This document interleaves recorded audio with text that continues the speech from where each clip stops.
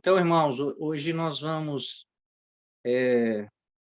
dar continuidade no estudo que nós fizemos, né, no estudo passado que nós fizemos sobre o reino, e eu disse assim que nós íamos ler João 14, né, onde fala que Jesus foi no céu preparar um lugar para nós.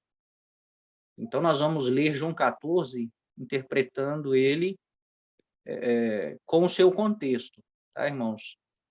E vamos ver porque, né, se nós lemos vários textos dizendo que o reino de Cristo e da igreja na terra, é esse reino aqui que foi preparado desde a fundação do mundo, né, para os homens, e Cristo ele veio na sua primeira vinda restaurar, restituir os filhos, né, chamar pessoas para serem o seu sacerdócio, para reinarem com ele, para ser o seu corpo governante, como nós dissemos que, né, todo rei, todo presidente, ele tem um corpo governante, pessoas que pensam como ele, que vão ser estabelecidas, né, nas lideranças, nos cargos desse governo. Então Cristo também ele vem reunindo o seu corpo, né, o corpo de Cristo.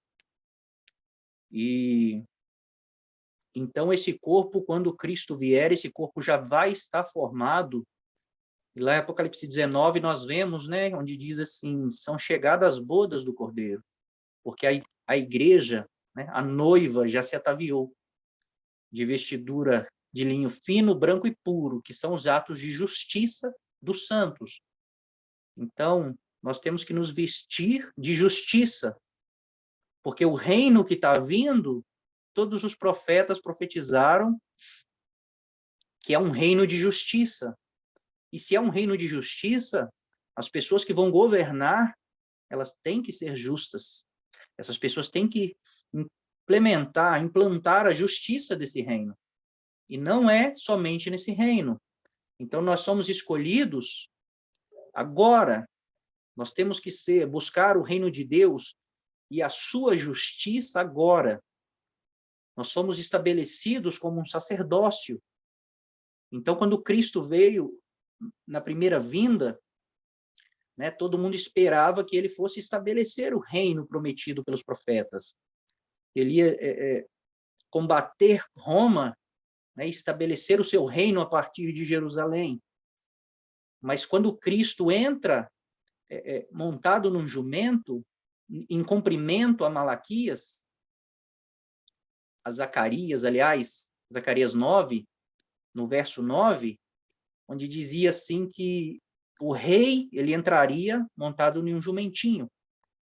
Né? E o verso 10 diz assim que ele estabeleceria o seu reino. Então, quando Jesus entra montado em um jumento, em um jumentinho, a expectativa, o povo começa a, né, gritar Hosana nas alturas, Hosana nas alturas, o rei chegou.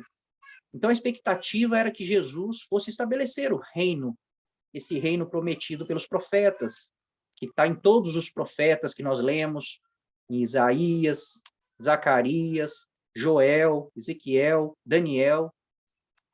Todos os profetas falam desse reino. Mas o que Jesus faz quando ele entra montado no jumentinho, né? A sequência do texto lá de Zacarias, o verso 10, seria que ele estabeleceria esse reino. Mas Jesus, ele não vai em direção a Roma, aos romanos, para declarar-se como rei.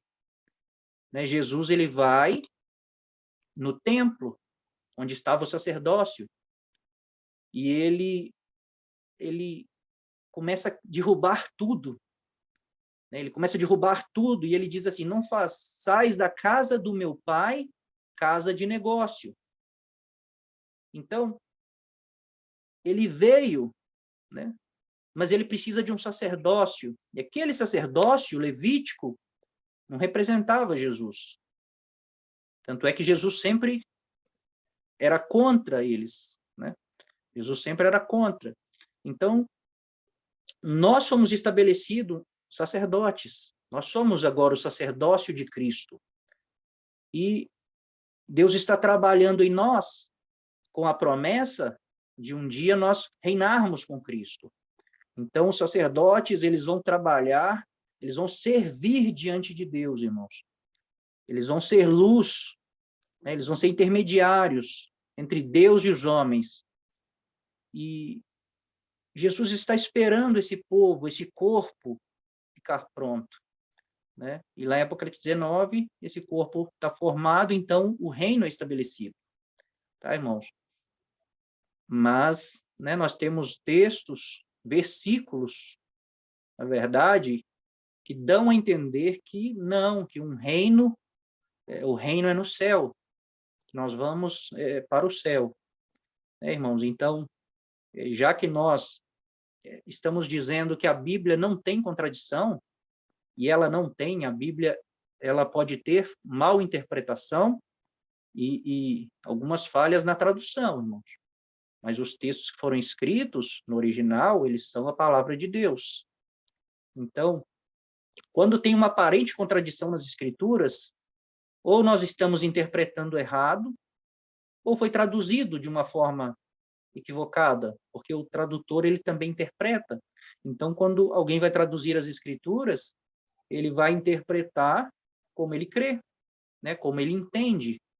Então, de uma língua para outra é difícil fazer uma tradução, e existem várias palavras que cabem, às vezes, no texto, e o tradutor vai escolher aquela que faz mais sentido com que ele crê, com que ele entende das Escrituras.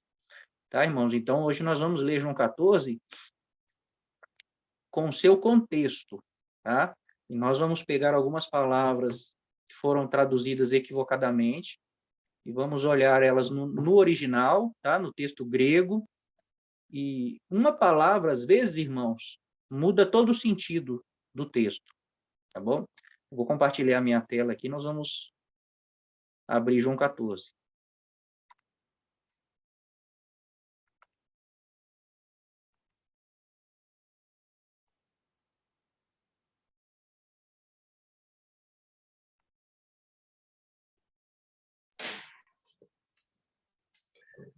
Johnny, cheguei aqui, tá?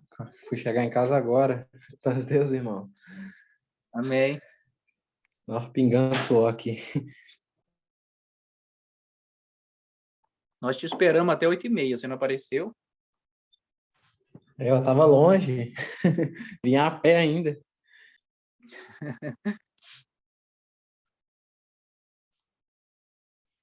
Então, irmãos,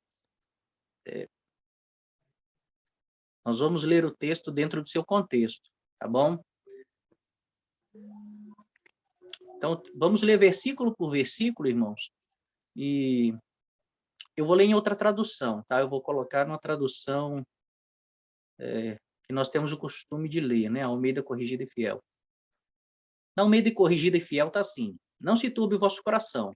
Credes em Deus, crede também em mim.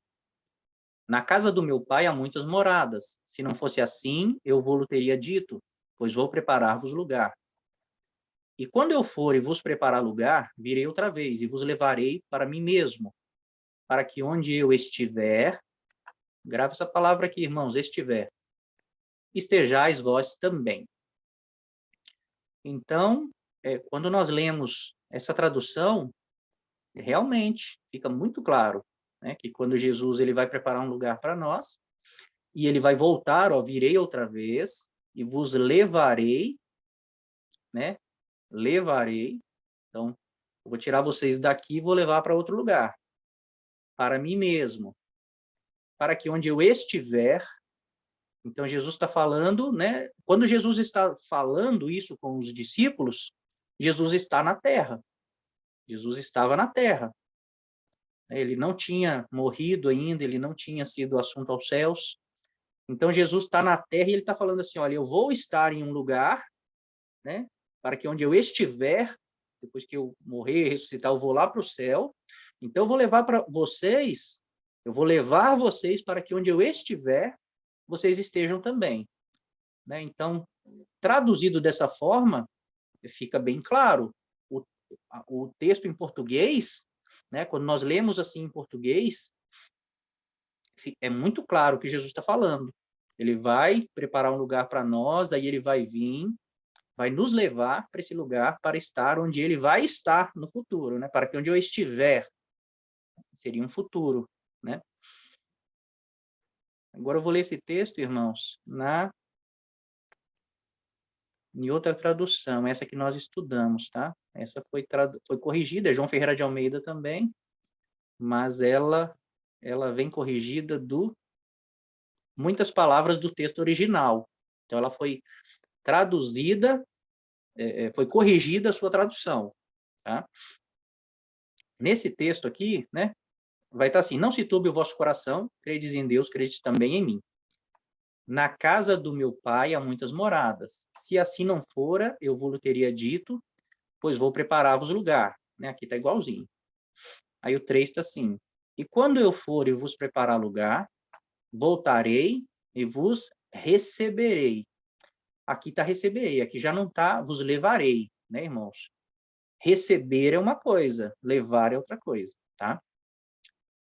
Voltarei e vos receberei para mim mesmo, para que onde eu estou, né? Então, na outra tradução estava assim, para que onde eu estiver, futuro, né? Para que onde eu estiver no futuro, vocês estejam também.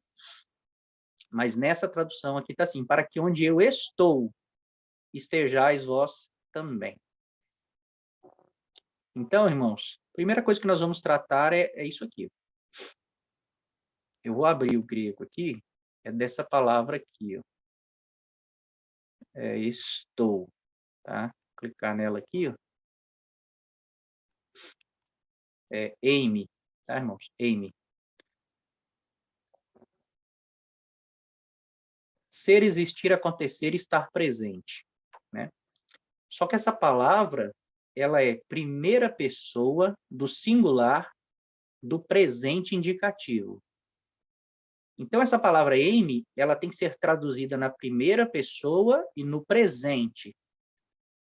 Então, nessa tradução aqui, né, irmãos, foi traduzido aqui, ó, para que onde eu estou agora, é a primeira pessoa, eu, e presente, estou. Tá, irmãos? Então, naquela outra tradução, está traduzido assim, para que onde eu estiver, está errado. Não pode ser traduzido assim, tá? Porque essa palavra, ela está no verbo presente, estou. Se os irmãos tiverem dúvida, pode perguntar, interromper a qualquer momento. Se os irmãos não quiser falar, né, tiver vergonha de falar, manda no chat lá que o Bruno lê a pergunta. Tá bom, irmãos? Então, muito bem.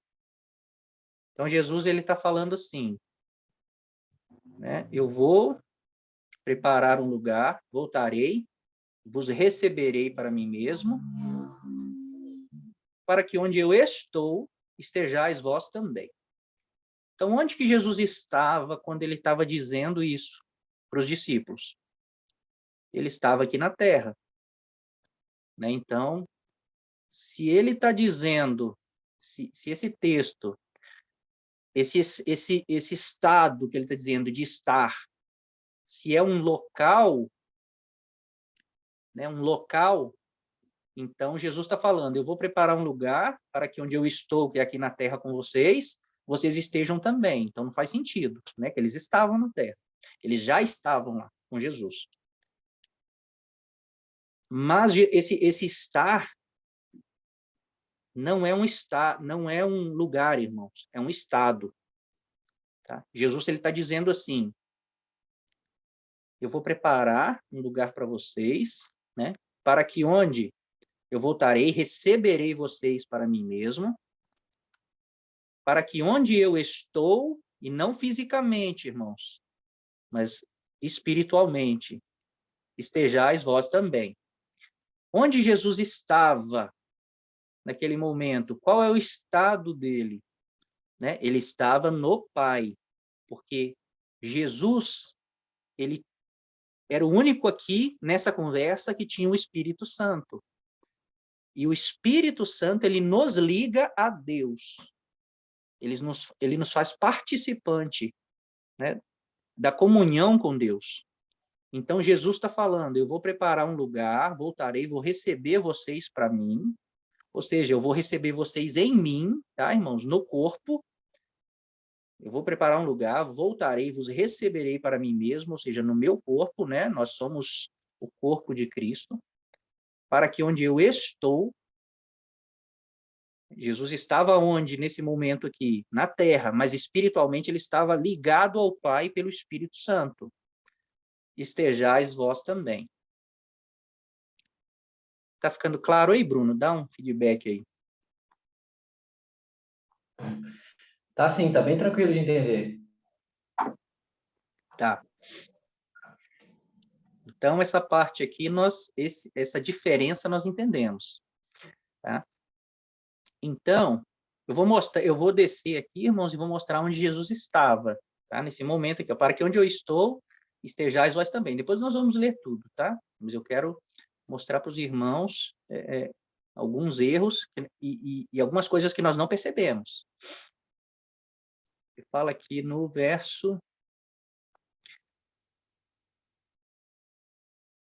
Aqui, ó, disse-lhe Jesus. Não, replicou Filipe, Senhor, mostra-nos o Pai, isso nos basta. Disse-lhe Jesus, Filipe, há tanto tempo estou convosco, e não me tendes conhecido, quem vê a mim vê o Pai. Como dizes tu, mostra-nos o Pai?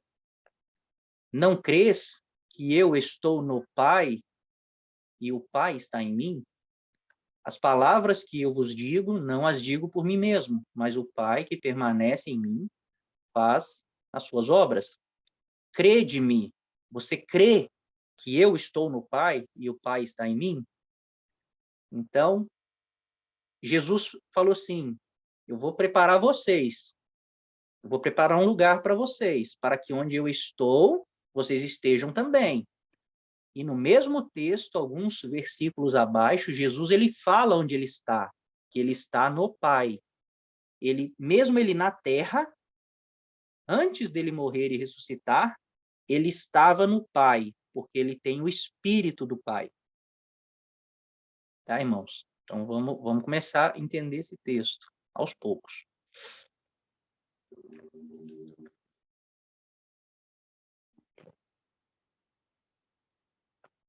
Agora nós vamos entender isso aqui, ó, irmãos. Na casa de meu pai há muitas moradas. Nós não podemos entender, tentar interpretar a Bíblia na nossa cultura, da forma que nós pensamos hoje, tá, irmãos? Então, nós temos que entender o que os escritores estão dizendo no contexto deles, na cultura deles, tá, irmãos? Então, o que Jesus considerava ser a casa do Pai? Nós temos que entender isso, porque Jesus está dizendo, na casa do meu Pai há muitas moradas. O que é a casa do Pai? Para Jesus, tá, irmãos? Para Jesus. Então, nós vamos ler aqui o próprio Jesus dizendo,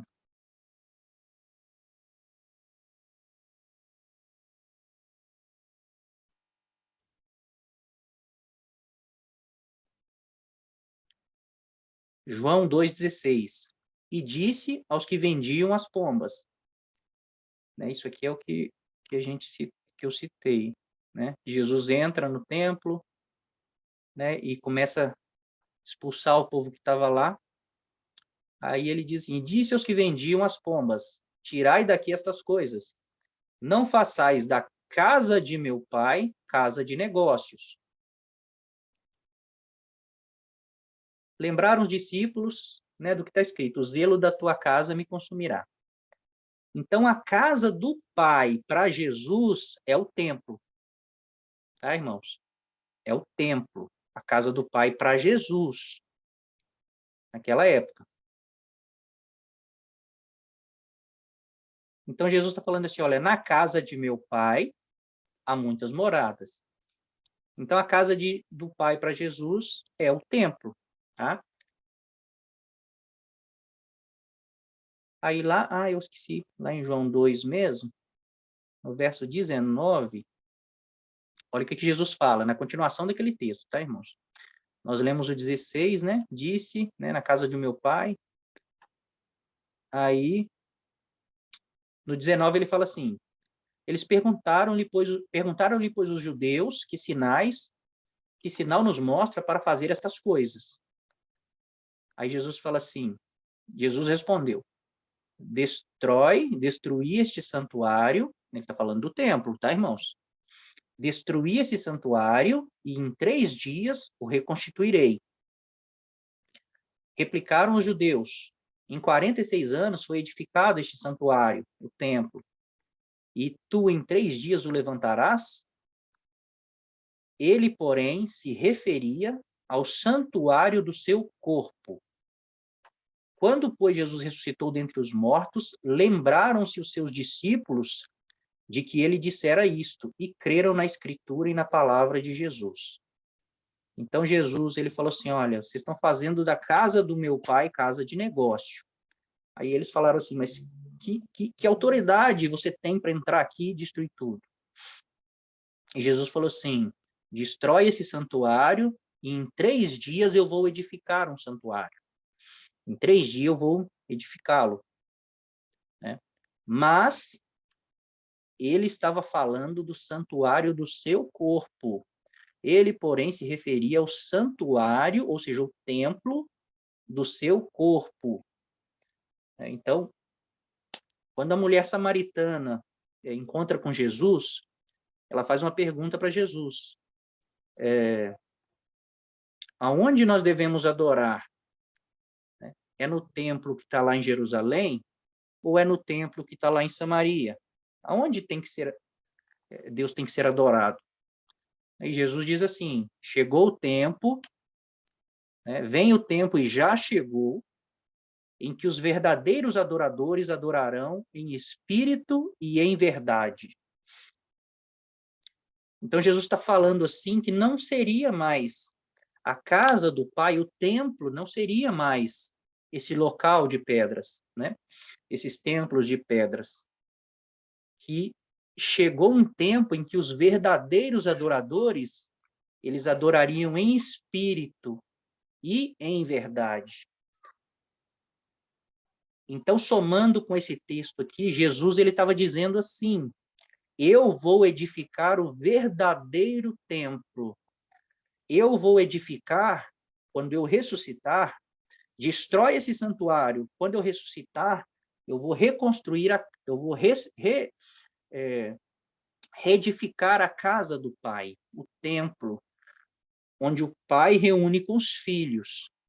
Então, casa, irmãos, Deus não precisa de casa. Deus é Deus. O céu é o seu trono e a terra é o escabelo dos seus pés. Deus não cabe em casa, Deus não precisa de casa. Mas Deus ele se apresenta para nós como família. Então, quando Deus se apresenta como pai, e nós somos os filhos, então quando fala assim, a casa do pai é onde o pai e os filhos se encontram. Tá, irmãos? Não é a casa de Deus, não é onde Deus habita. A casa do pai é onde o pai e os filhos se encontram. Então, o que era a casa do pai no contexto de Jesus? O templo. Porque lá no templo, que o sacerdócio fazia sacrifícios a Deus. E lá no templo, Deus recebia a oferta, do povo. E Deus falava com os sacerdotes, e os sacerdotes falavam com o povo. Então, ali era o lugar que Deus se encontrava com os filhos. Então, era a casa do Pai. A Bíblia diz assim que quando a nova Jerusalém descer, vai ser dito assim, eis o tabernáculo de Deus com os homens. Ali vai ser a última casa, o último tabernáculo vai ser a nova Jerusalém, que vai descer do céu. E ali o pai vai se encontrar com os filhos. Então, quando fala a casa do pai, é um lugar de encontro de uma família. Tá, irmãos? Não é a casa de Deus, não é o céu. Então, a casa do pai era o templo, onde Deus encontrava com seus filhos. Então, Jesus ele está dizendo assim, eu vou edificar o verdadeiro templo, o verdadeiro tabernáculo, que é o meu corpo. Porque agora os verdadeiros adoradores, eles vão adorar em espírito e em verdade. Então, qualquer lugar que essas pessoas espirituais agora, que receberam o Espírito Santo, qualquer lugar que eles se encontrarem e se reunirem, o Pai vai estar presente. Então, não vai ser no templo de Samaria e nem no templo de Jerusalém. Agora vai ser em espírito. Em qualquer lugar que eles se reunirem em espírito, é o templo, é o tabernáculo, é a casa do Pai. Então, eu vou edificar esse templo espiritual, que é o meu corpo, né? E aí nós entendendo que nós, né, fomos enxertados em Cristo, nós estamos no corpo dele. Então, a casa do Pai agora é a igreja. Tá, irmãos? Então, vou ler alguns textos aqui para os irmãos ver que os apóstolos pensam isso. Ô, Johnny, se nós somos o templo, né? O templo e morada do Espírito Santo. Quando nós oramos, seria uma forma de um encontro com Pai, Filho e Igreja, não, né? Quando você ora, Isso. Ou quando você faz um sacrifício, por exemplo, você faz um sacrifício de dedicar o seu tempo a estudar a palavra. não, aí você está servindo, você está exercendo seu sacerdócio. Ah, entendi. Ô, Johnny, Pode falar. e o que seria, eu tenho dúvida nisso, o que seria o orar em espírito? Orar em espírito Isso. é orar em espírito. É É que porque algumas pessoas falam que orar em espírito é em pensamento, não, sem falar nada. em espírito pode ser em pensamento, não precisa ter, porque oração seria com palavras, né? Mas hoje nós temos um espírito, e a Bíblia diz que mesmo nós não sabendo orar, o Espírito Santo intercede por nós, né? Nós não sabemos orar, mas o Espírito Santo ele nos ensina a orar. Então, às vezes e a Bíblia diz assim que ele intercede por nós com gemidos inexprimíveis. Então, às vezes você nem tem palavras, mas você apenas ajoelha e chora.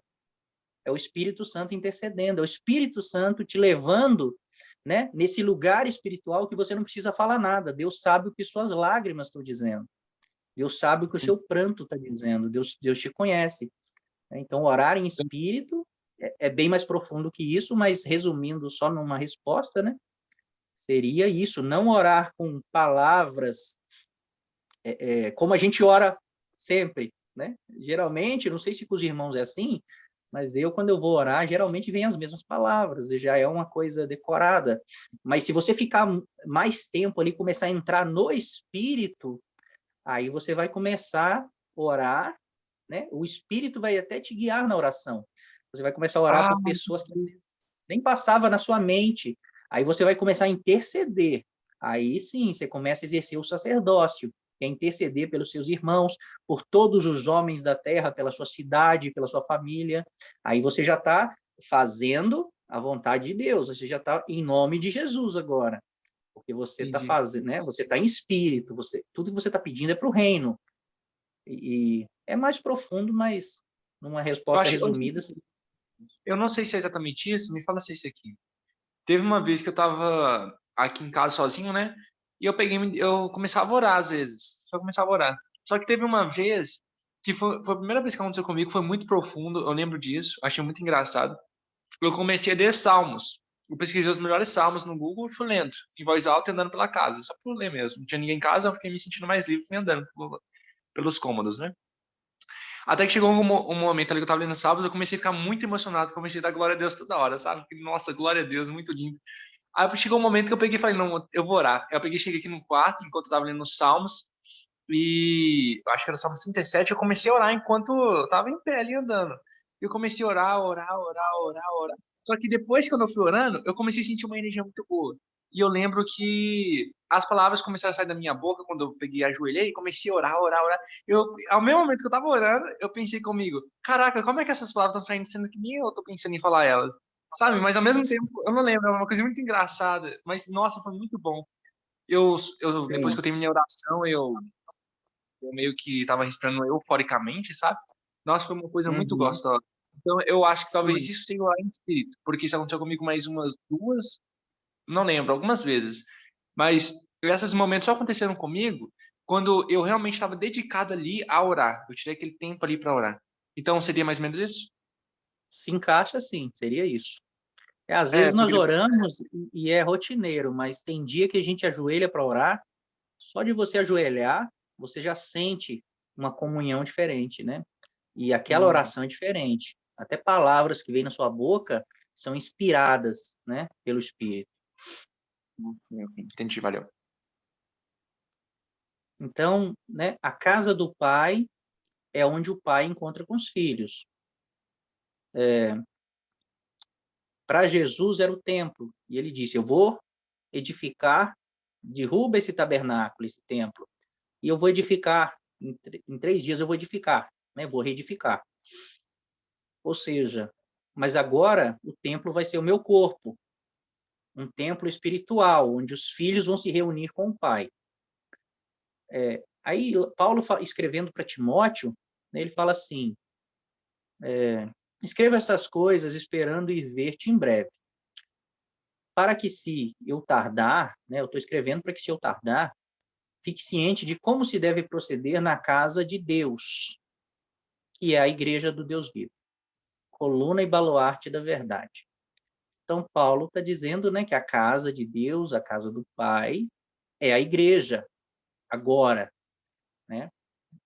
Antes de Jesus morrer e ressuscitar, era o templo. Ele mesmo disse, o próprio Jesus disse, tá, irmão? Então, quem interpreta Jesus é o próprio Jesus, tá? E Pedro também vai falar. Olha o que Pedro fala.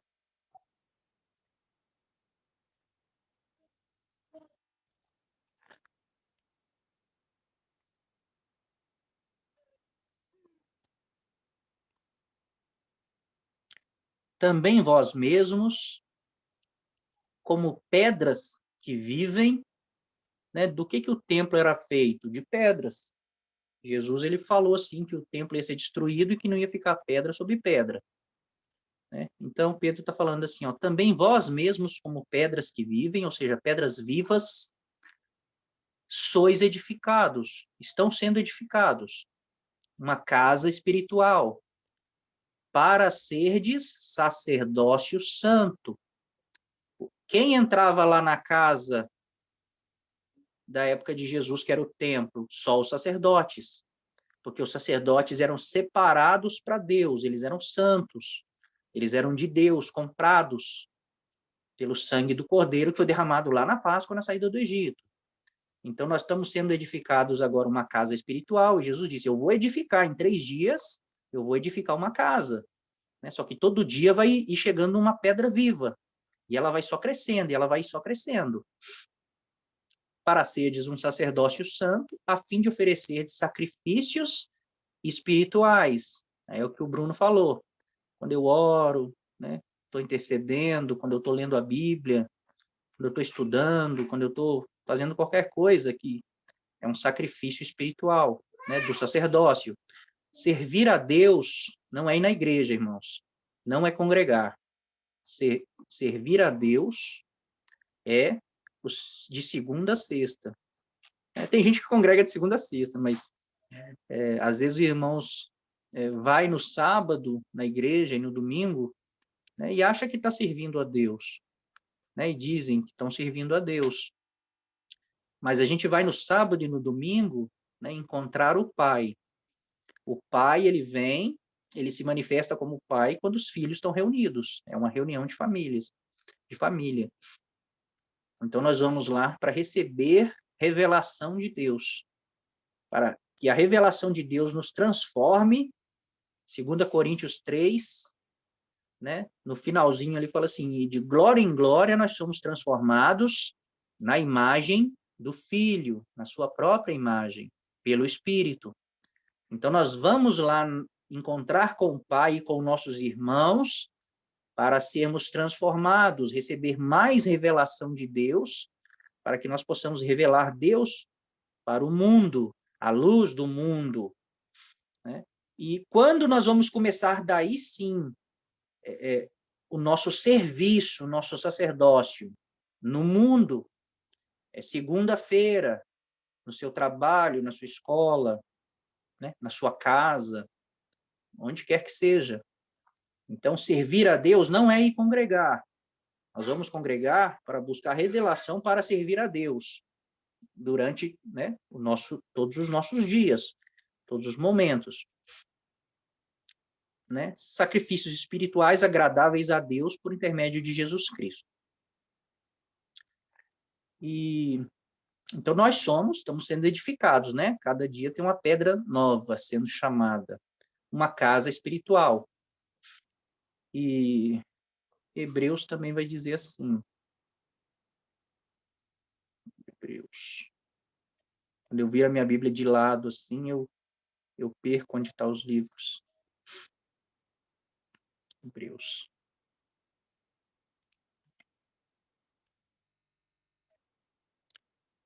E Moisés era fiel em toda a casa de Deus, como servo, para testemunho das coisas que haviam de ser anunciadas. Então, Moisés era fiel em toda a casa de Deus, como servo, né?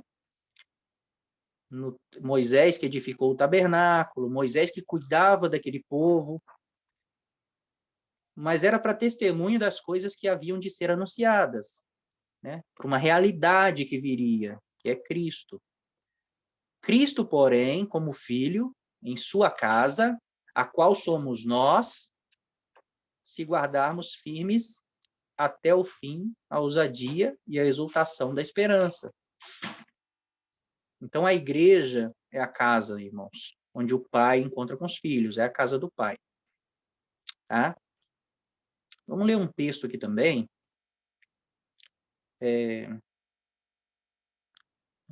Efésios 2.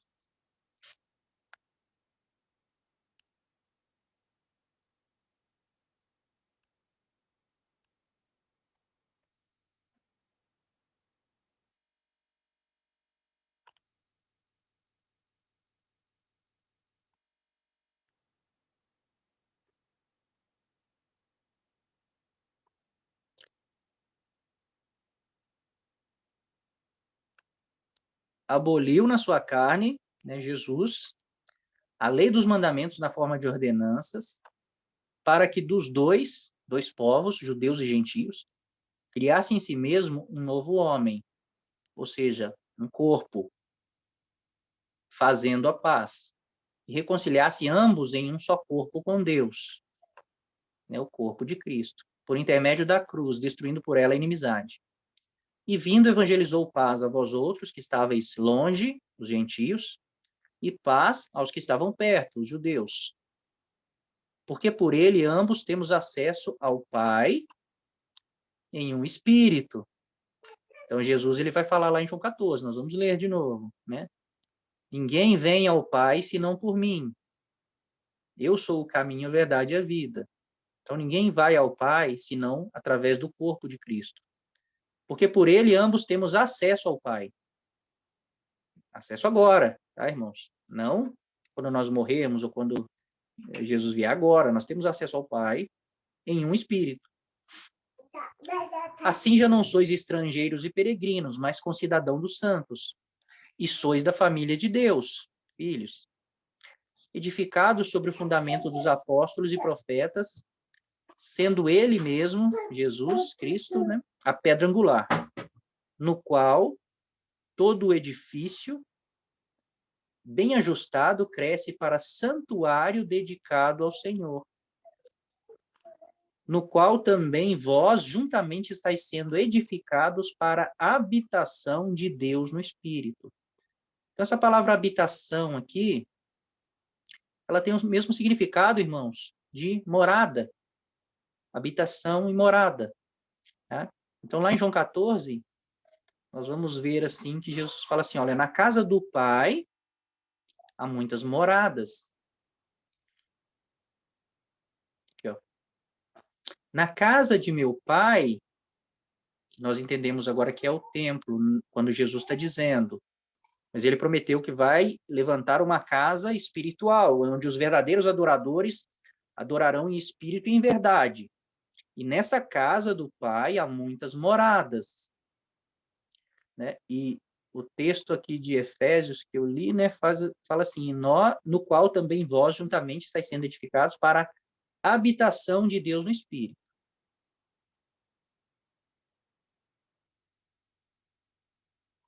Ué, João 14.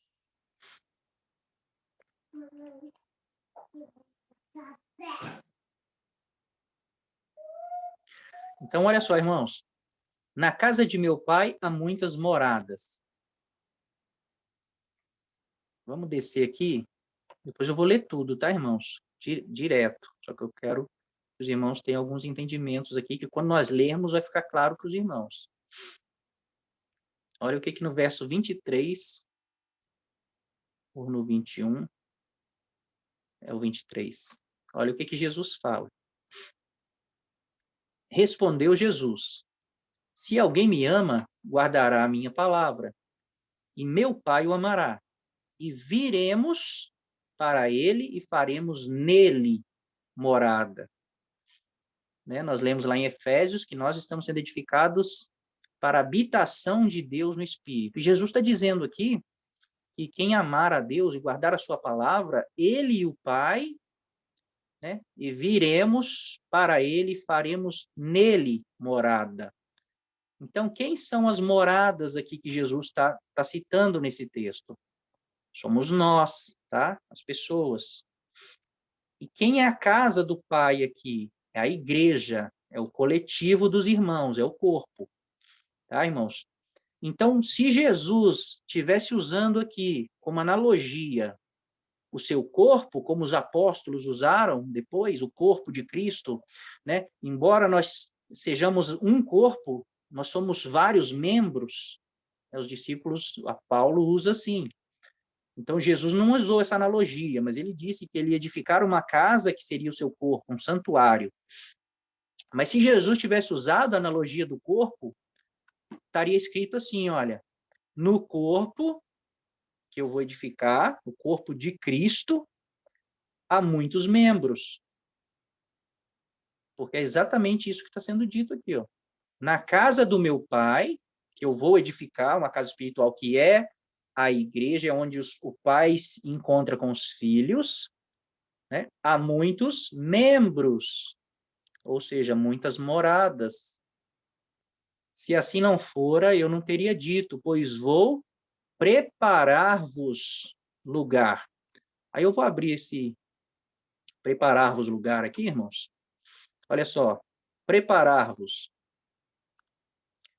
Aí tem essa palavra aqui, ó. Vou clicar aqui para os irmãos verem. Tornar pronto, preparar, né? Ela significa exatamente preparar. Preparar-vos. Só que tem uma palavra aqui, né? Em mim. E ela tá na mesma palavra, olha. Esse ímen, ele significa assim, a ou para você. Então, eu vou preparar a você ou para você, né? Um lugar. Então, entendendo aqui que nós somos as moradas, né? A você seria mais correto de ser traduzido, tá? Então, quando eles traduziram aqui preparar-vos, né? Teria que estar a tradução correta seria assim, pois vou preparar a vocês como lugar, né? Vocês serão essas moradas. Eu vou preparar um lugar para que vocês sejam essas moradas, né? Moradas de quem? Do Espírito Santo que o Pai vai enviar, né? Lá no verso 23, nós lemos que Jesus fala: eu e o Pai viremos e faremos nele morada. Morada como? Através do Espírito Santo que vai habitar em nós.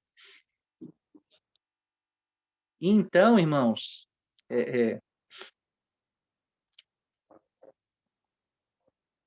o primeiro versículo aqui, ele fala assim, não se turbe o vosso coração, credes em Deus, crede também em mim.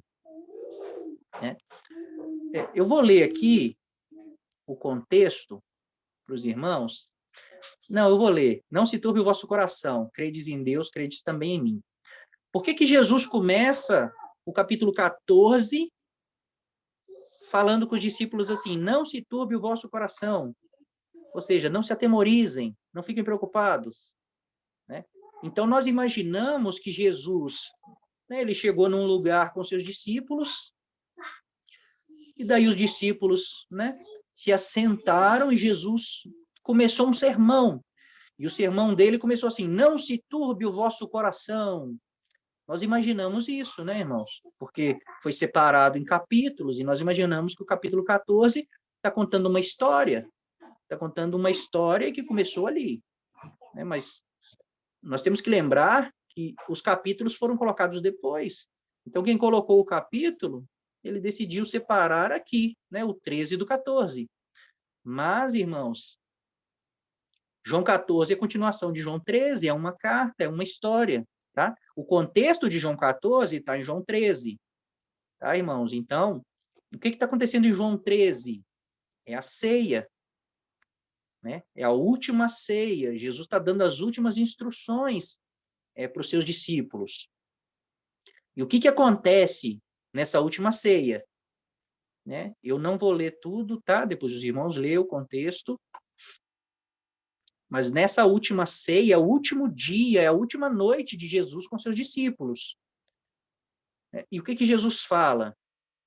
Ele fala assim, dita essas coisas, angustiou-se Jesus em espírito e afirmou, em verdade vos digo, que um dentre vós me trairá. Então, na última ceia, a última noite de Jesus com seus discípulos, e ele fala assim, um de vocês 12, né, vocês que andaram comigo todo esse tempo, um de vocês vai me trair. Ah, irmãos? Daí eles perguntam quem é, né?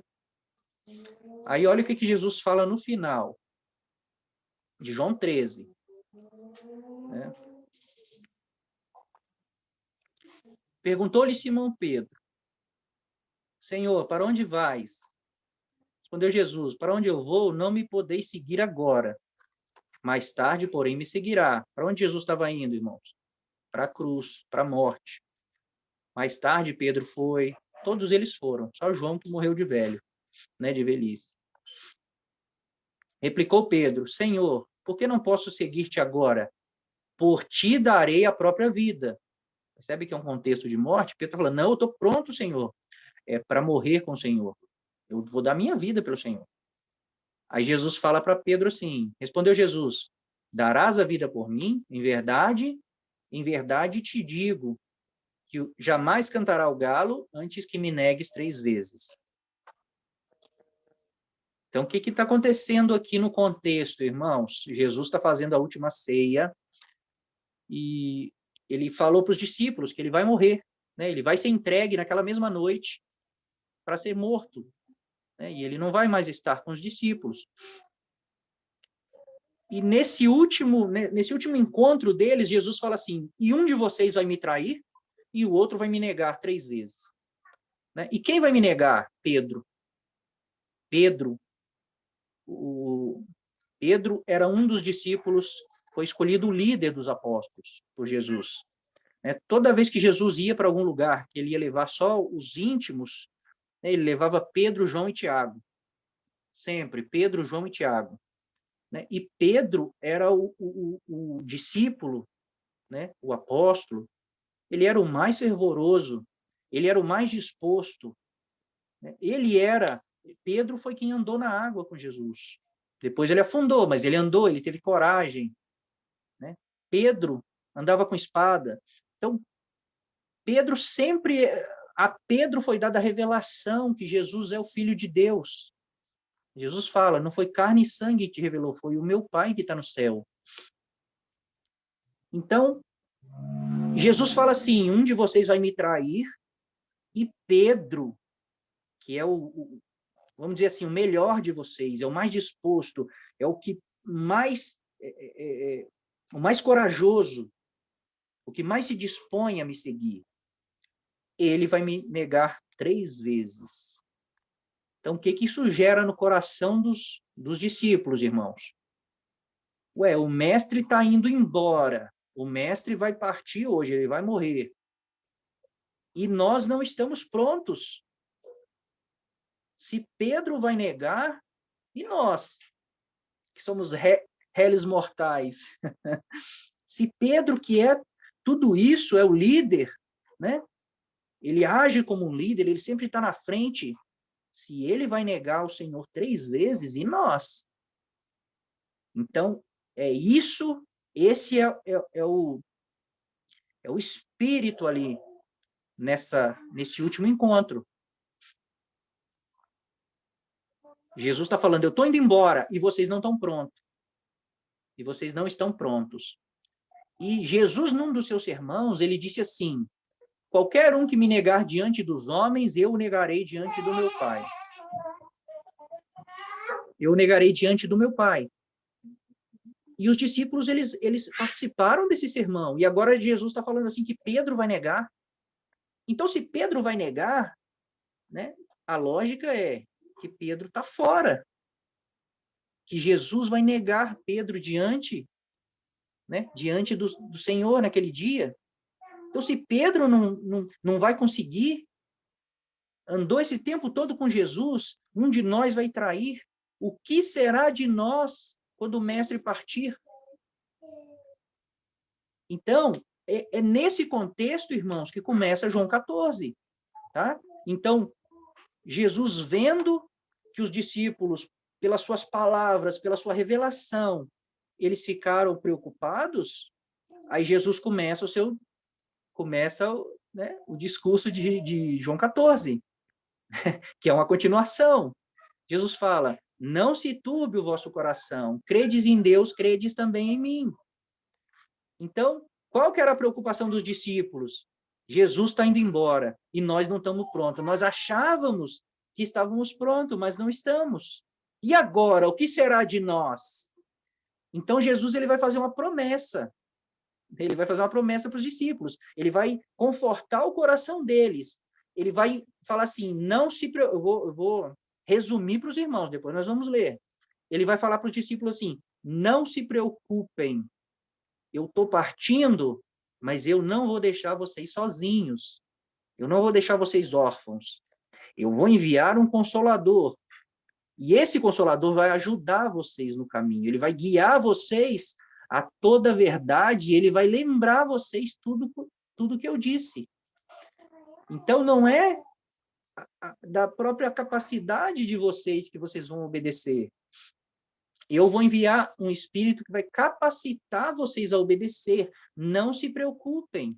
Vocês não vão ficar sozinhos. Vocês não vão ficar órfãos. Tá, irmãos? Então, Jesus não está... A preocupação dos discípulos era vencer. Era o caminho, a caminhada agora sem Jesus. A preocupação deles não era se eles iam para o céu quando morresse. Não era para onde eles iam quando morresse. A preocupação deles era o amanhã. Que era para eles estar prontos, eles sabem que tem uma missão e eles não estão prontos. Então, Jesus fala, não se turbe o vosso coração. Eu vou ler no contexto de João 14 aqui, para os irmãos entenderem que é isso que Jesus está falando. Jesus vai falar de novo, não se turbe o vosso coração. E olha como ele vai falar. Olha só.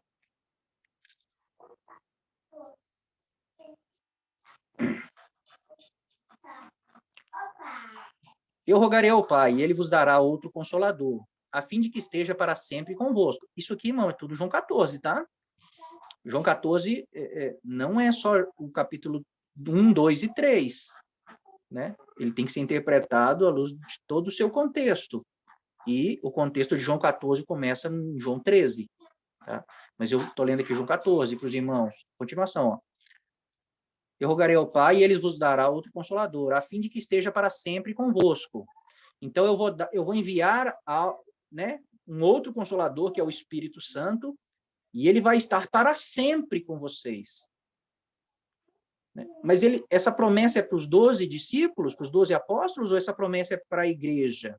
Para as pedras vivas que Deus vai ir chamando. Né? Lá em Mateus 28, Jesus fala assim, né? Todo poder me foi dado no céu e na terra, portanto, ide, fazei discípulos, batizando em nome do Pai, do Filho e do Espírito Santo, ensinando a guardar tudo que eu vos tenho ordenado. E eis que eu estou convosco até a consumação dos séculos.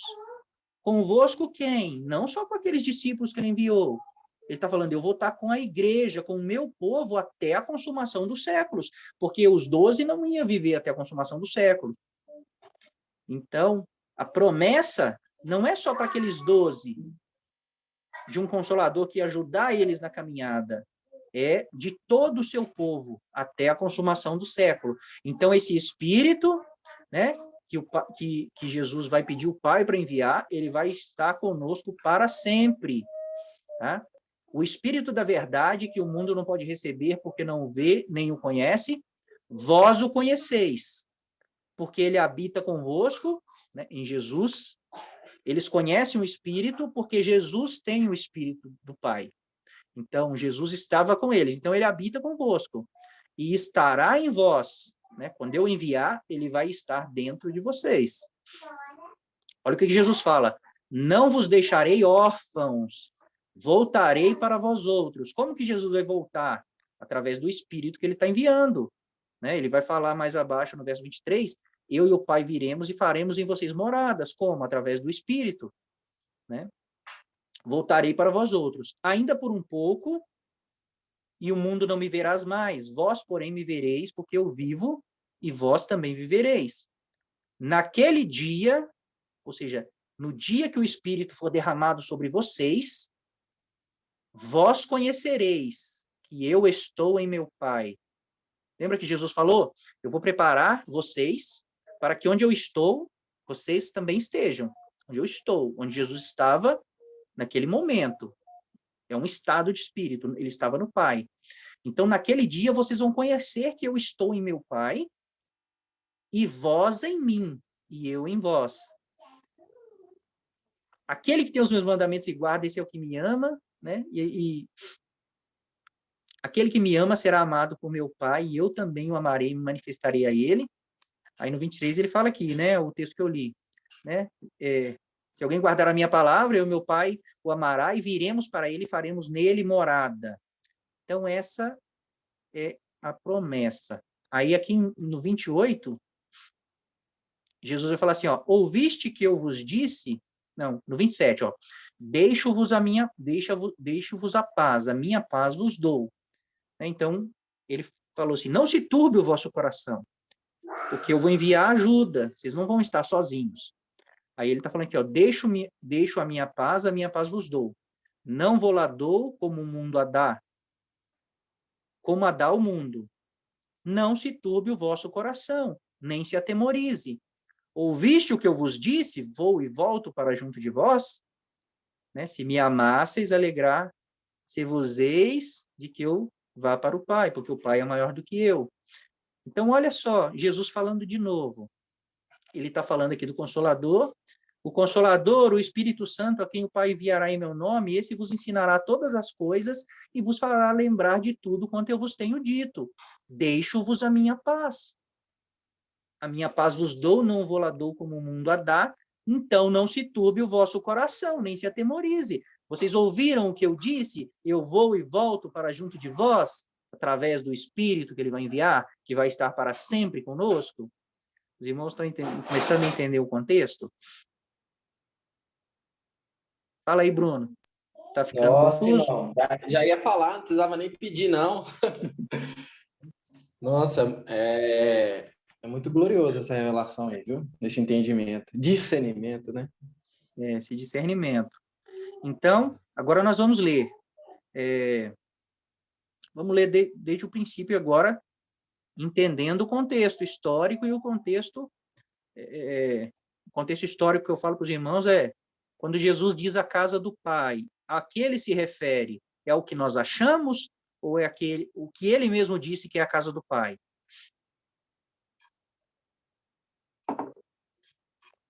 Então, Jesus acabou de dizer que os apóstolos não estão prontos, eu estou partindo e vocês não estão prontos. Pedro vai me negar 3 vezes. Pedro é o melhor de vocês, vai me negar 3 vezes. né? Melhor assim, eu estou dizendo, pelo que eu li, parece que ele era o que mais se prontificava a servir ao Senhor, tinha mais desejo, né?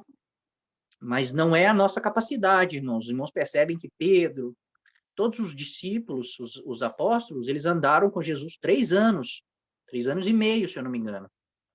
Eles aprenderam da boca do próprio Jesus. Mas mesmo assim, eles não estavam prontos. Enquanto eles não receberam o Espírito Santo, eles não tiveram capacidade de obedecer, capacidade de ser fiel. Então, não é das nossas forças. Se nós não recebermos o Espírito, nós vamos negar o Senhor. Quem não tem o Espírito vai negar o Senhor, vai querer salvar a sua própria vida, sempre. Tá, irmãos? Então, quem recebe o Espírito, os eleitos, os predestinados, eles têm um chamado diferente. E eles têm ferramentas que agora capacitam a obedecer, a ser fiel, a dar a vida pelo Senhor. Mas quem não recebe o Espírito, Paulo fala, quando vós, né, não tinham o Espírito, vocês não tinham obrigação quanto à justiça de Deus, quanto a obedecer, né? Mas agora que vocês têm o Espírito, né, vocês são devedores de gregos, judeus, de todos. Porque agora nós tendo o Espírito, nós temos que revelar agora a justiça de Deus, o caráter de Deus para as pessoas. Então vamos ler vamos ler versículo por versículo agora, irmãos. Então Jesus falou: eu estou indo, vocês não estão prontos, né? Vocês não estão prontos ainda. Os discípulos, né, começam a se preocupar, porque se nós não estamos prontos, ele nos deu uma missão e nós não estamos prontos. O que nós vamos fazer? Aí Jesus começa, João 14, não se turbe o vosso coração. Credes em Deus, credes também em mim. Na casa do meu pai há muitas moradas. Se assim não for, eu vos teria dito, pois eu vou preparar-vos lugar. E quando eu for e vos preparar lugar, voltarei e vos receberei para mim mesmo. Nós lemos lá embaixo, naquele dia, quando vocês receberem o Espírito, vocês vão entender que eu estou no Pai e que agora vocês estão em mim. Então, eu vou receber vocês em mim, no meu corpo, para mim mesmo, para que onde eu estou, agora, ligado ao Pai, né, estejais vós também, ligado ao Pai através do Espírito, estejais vós também.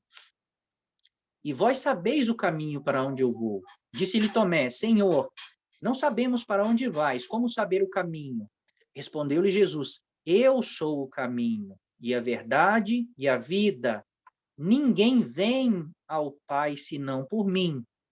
Então, para ir ao Pai, tem que estar em Jesus. Tem que fazer parte do corpo. Tá? Por quê, irmãos?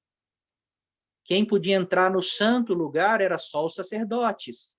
Né? Na casa do Pai antiga, que era o templo. Só os sacerdotes podiam entrar na casa do Pai, no santo lugar. Os outros não podiam. Então, existia um caminho, irmãos, quando o povo vivia no deserto e era o tabernáculo, eles deixavam um caminho até o tabernáculo, até a entrada do templo. Naquela época era o tabernáculo, não era o templo ainda. Então, tinha um caminho que ia até a entrada do templo e depois tinha as portas. Tá? Então, a porta para entrar no santo lugar, eles chamavam ela de verdade. Tá? Depois, se os irmãos pesquisarem, né, eles chamavam ela de verdade. E a porta era cortinas, na verdade. E a porta para entrar no Santo dos Santos, eles chamavam de vida. Então, Jesus está falando assim, ninguém vem ao Pai senão por mim. E dentro do santo lugar, irmãos, estava a Arca da Aliança, que representa o trono de Deus. Então, dentro do santo lugar era onde Deus se manifestava. Uma vez por ano, o sumo sacerdote entrava lá, Deus descia numa nuvem e falava com ele. Então, quando Jesus fala assim, ninguém vem ao Pai, senão por mim. Eu sou o caminho, a verdade e a vida. Ninguém vem ao Pai, senão por mim. É isso que ele está dizendo. Ele está falando, né? Agora eu vou chamar o meu sacerdócio, e só quem estiver em mim, só o meu sacerdócio que eu vou comprar, eles podem chegar até o Pai. Eles podem chegar no santo lugar agora. Eu vou condicionar eles com o Espírito que eu vou enviar, para que onde eu estou, diante do Pai, eles também possam chegar. Eles também possam estar. Então ele diz, porque eu sou o caminho, a verdade e a vida. Por isso que eu vou receber vocês em mim.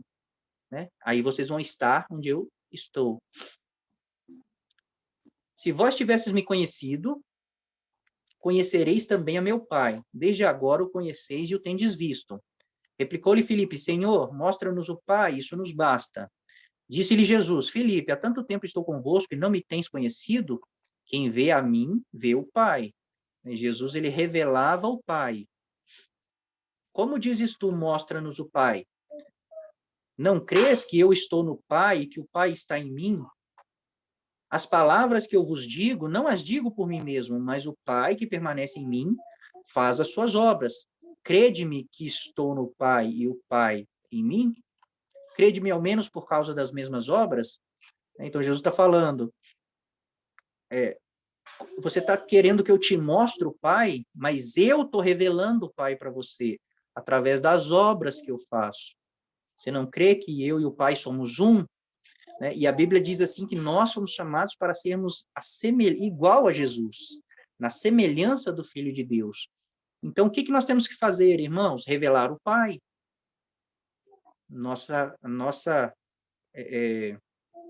A nossa vocação é esse sacerdócio que revela o Pai para as pessoas. Né? A luz do mundo, eu sempre falo isso, a luz do mundo, não a luz da igreja, a luz do mundo. Nós buscamos revelação do Pai para revelar o Pai na segunda-feira, no seu trabalho, na sua escola. Em verdade, vos digo que aquele que crê em mim fará também as obras que eu faço, e outras maiores fará. Se Jesus estava dizendo assim, a evidência que eu estou revelando o Pai é porque é as obras que eu faço, que essas obras são as do Pai. Mas ele fala assim, agora vocês vão fazer obras maiores que as que eu faço. Então, vocês vão revelar o Pai, vocês vão continuar revelando o Pai. Né? Se o Pai se revela nas obras, as obras são do Pai, então Jesus está falando assim, vocês vão ser igual a mim. Vocês vão revelar o Pai e vocês vão fazer obras maiores. Porque eu vou para junto do Pai e tudo quanto pedides em meu nome, isso farei, a fim de que o Pai seja glorificado no Filho. Se me pedides alguma coisa em meu nome, eu o farei. Se me amais, guardais os meus mandamentos. E eu rogarei ao Pai, e ele vos dará um outro consolador, a fim de que esteja para sempre convosco. O Espírito da verdade, que o mundo não pode receber, porque não o vê nem o conhece. Vós o conheceis, porque ele habita convosco e estará em vós. Não vos deixarei órfãos, voltarei para vós outros. Ainda por um pouco, e o mundo não me verá mais, mas vós me vereis. Porque eu vivo, vós também vivereis. Naquele dia que eu vier, que o mundo não vai me ver, porque eu vou vir em espírito. O mundo não vai poder me ver, mas vocês vão me ver. Né? Porque eu não vou vir fisicamente. Não é uma promessa de uma vinda física aqui. É a promessa da vinda através do Espírito Santo. Naquele dia vós conhecereis que eu estou em meu Pai e que agora vós está em mim, porque eu recebi vocês para mim mesmo, para que onde eu estou vocês estejam também, e eu em vós. Aquele que tem os meus mandamentos e guarda, esse é o que me ama, e aquele que me ama será amado por meu Pai, e eu também o amarei e me manifestarei a ele. Disse-lhe Judas, não Iscariotes, de onde procede, Senhor, que está para manifestar-se a nós e não ao mundo? Judas está falando assim, da onde? Como assim? Eu não estou entendendo isso. Você vai se manifestar, nós vamos te ver, mas o mundo não? Como assim? Me explica. Aí respondeu Jesus, se alguém me ama, guardará a minha palavra, e meu Pai o amará, e viremos para ele e faremos nele morada. Então, por que Jesus vai vir para nos ajudar, para nos capacitar, mas o mundo não vai vê-lo? Por quê? Porque ele vai vir morar dentro de nós. Nós somos as moradas. Então, eu vou terminar o texto, depois eu resumo. Quem não me ama e não guarda a minha palavra, quem não me ama, não guarda as minhas palavras. E a palavra que estáis ouvindo não é minha, mas do Pai que me enviou. Isto vos tenho dito, estando ainda convosco, mas o Consolador, o Espírito Santo, a quem o Pai enviará em meu nome, vos ensinará todas as coisas e vos fará lembrar de tudo que eu vos tenho dito. Como que nós vamos lembrar do que Jesus disse se nós não andamos com Jesus? Lendo a Bíblia, porque a Bíblia registrou o que ele disse, o que é importante para nós. Está tudo escrito aqui. Nós lemos e o Espírito Santo nos lembra. Ele nos lembra e nos dá o discernimento para entendermos, para usarmos com sabedoria. Deixo-vos a paz, a minha paz vos dou. Não vou lá dou como a dá o mundo. Não se turbe o vosso coração, nem se atemorize. Ouviste que eu vos disse, eu vou e volto para junto de vós? Se me amasseis, alegrar-vos-eis de que eu vá para o Pai. Pois o Pai é maior do que eu. Disse-vos agora antes que aconteça, para que quando acontecer, vós creiais. Já não falarei mais muito convosco, porque aí vem o príncipe do mundo, e ele nada tem em mim. Contudo, assim procedo, para que o mundo saiba que eu amo o Pai e faço como o Pai me ordenou. Levantai-vos, vamos-nos daqui. Então, qual que é o resumo de João 14, irmãos? Os discípulos estão preocupados, agora eu vou resumir, tá? Os discípulos estão preocupados que eles não estão prontos. Aí Jesus fala, não se preocupem. Eu vou preparar vocês. Eu vou preparar vocês para serem moradas do Pai. Na casa do Pai tem muitas moradas. Na casa que eu vou edificar, que é a igreja, que é o verdadeiro templo e que é espiritual, né? Tem muitas moradas. E eu vou preparar um lugar para vocês serem uma dessas moradas. Como que eu vou preparar? Eu vou morrer por vocês. Eu vou pagar, vocês devem muito, então eu vou pagar o preço dos seus pecados, eu vou morrer no lugar de vocês. E quando eu fizer isso, a dívida suas vai estar paga. Vocês vão ser justificados. E diante de Deus, vocês vão ser justos. Vocês vão ser santificados pelo meu sangue. Então, diante de Deus, vocês vão ser santos. Então, eu vou pedir o Pai para que derrame o Espírito Santo em vocês. Porque agora eu santifiquei vocês.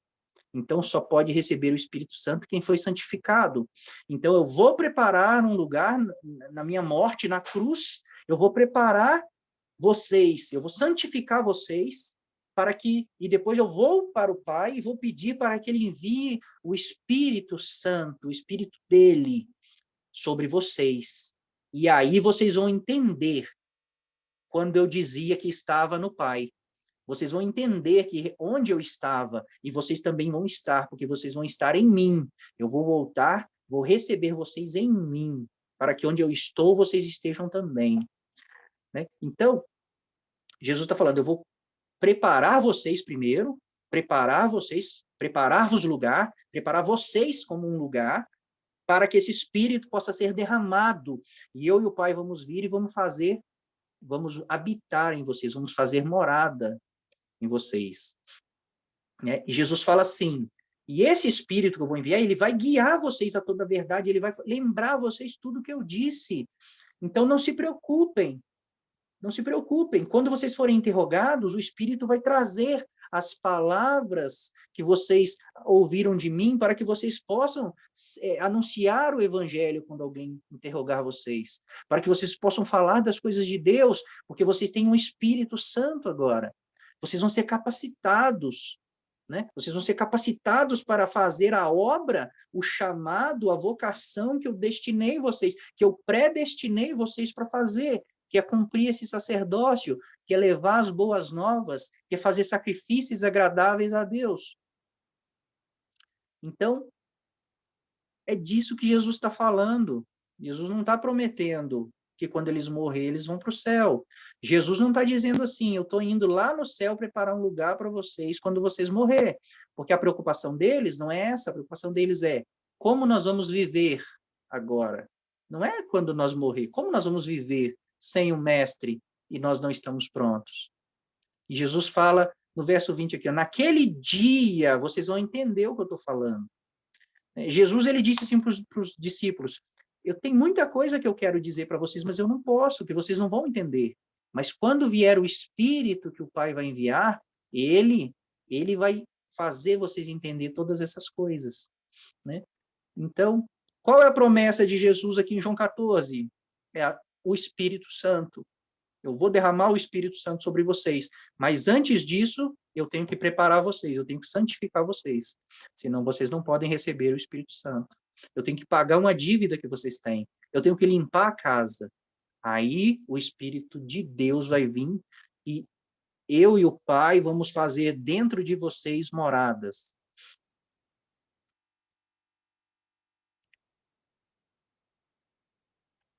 Então, irmãos, eu vou ler só mais uns textos aqui rapidinho. Quase 10 horas. Nós começamos 8h30, então vai dar tempo, tá?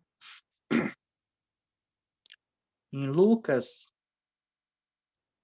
hoje nós estamos desconstruindo, tá, irmãos, algumas ideias, alguns textos que dá a entender que nós vamos para o céu, que o reino é no céu. Então, nós estamos reinterpretando e vendo que, mostrando que esses textos não são contraditórios com tudo que nós falamos no último estudo, do reino do Messias, do reino do Cristo. E, na verdade, esses textos estão falando a mesma coisa. Eu vou derramar um espírito sobre vocês para capacitar vocês para o que eu chamei vocês, para um sacerdócio, para herdar um reino. Tá, irmãos? Então, lá em Lucas 6:23, vai falar assim: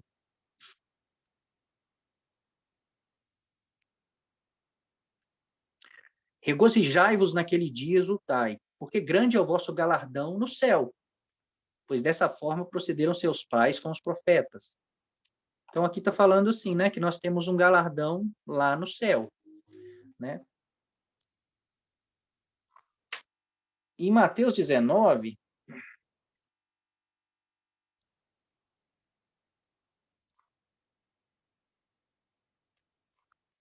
Jesus falando, né, para o jovem rico, ele diz, disse-lhe Jesus, se queres ser perfeito, vai, vende tudo que tem, todos os teus bens, dá aos pobres, e terás um tesouro no céu, depois vem e segue. Então, existe um galardão no céu nosso. Nós estamos acumulando tesouros no céu. Então, nós vamos ir lá para receber? Então, se eles estão lá, onde tiver o seu tesouro, ali estará o seu coração.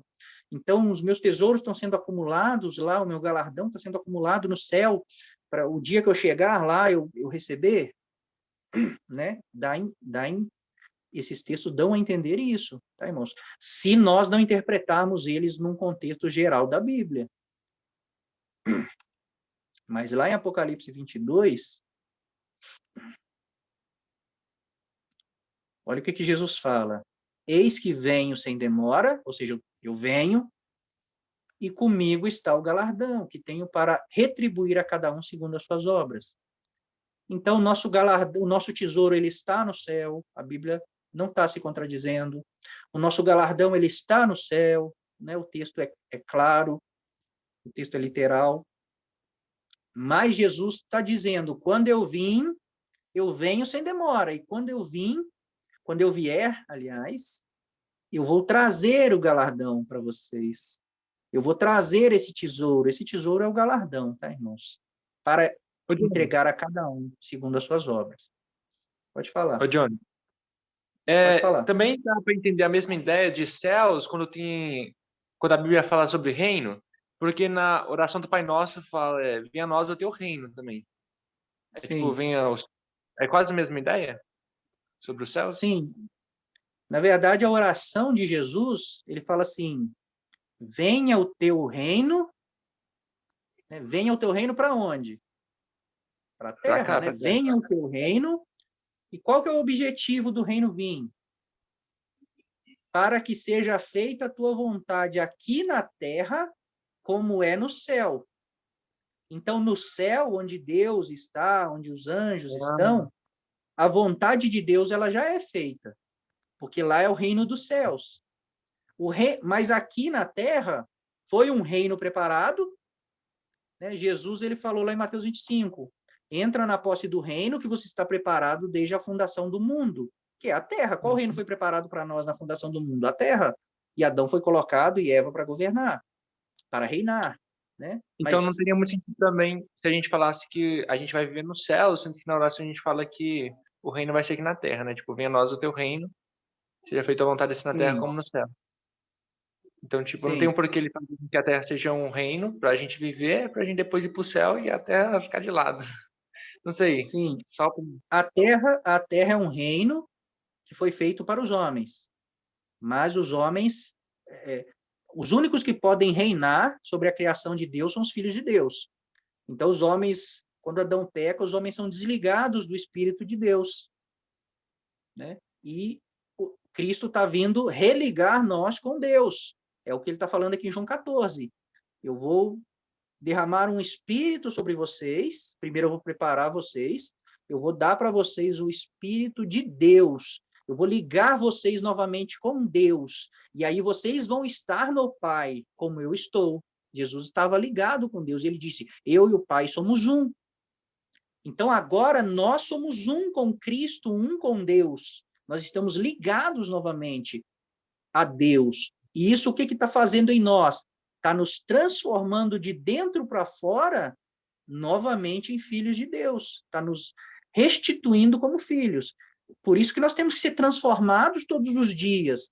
Nós não podemos ficar congregando e ficar do mesmo jeito. Nós temos que ser transformados para revelar Deus. Deus tem que ser revelado em nós. Então, quando a obra vai estar completa? Na ressurreição. Por que as pessoas vão ressuscitar? Por que as pessoas têm que ressuscitar com um corpo? E um corpo de carne e de osso, que Jesus, quando ressuscita glorificado, ele fala, toca na minha carne e nos meus ossos, vê se um espírito tem carne e osso. E a Bíblia diz que o nosso corpo será semelhante ao dele, quando nós ressuscitarmos, glorificados, revestidos de céu, mas de carne e osso. Será que carne e osso um povo de carne e osso vai subir, vai estabelecer um reino lá no céu? Será que já não tem um reino lá? Não tem quem reine, quem governe, quem rege os céus? Tem, né? O único lugar que a vontade de Deus não está sendo feita é aqui na terra, porque lá no céu está sendo feita. Então, o reino do céu vai vir.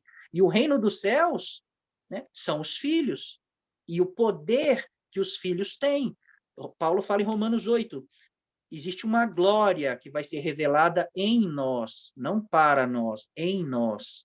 E toda a criação está esperando isso, porque a criação sabe que quando os filhos de Deus se manifestarem, ela vai ser redimida, resgatada dessa corrupção que o mundo, né, que o mundo se tornou, porque não tem os filhos de Deus reinando, né? Não existe essa glória, esse poder.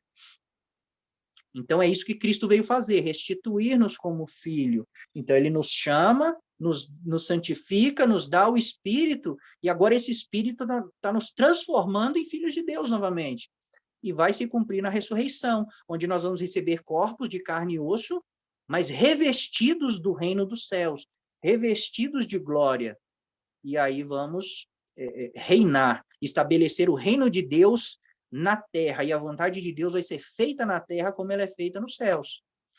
Essa é a oração de Jesus.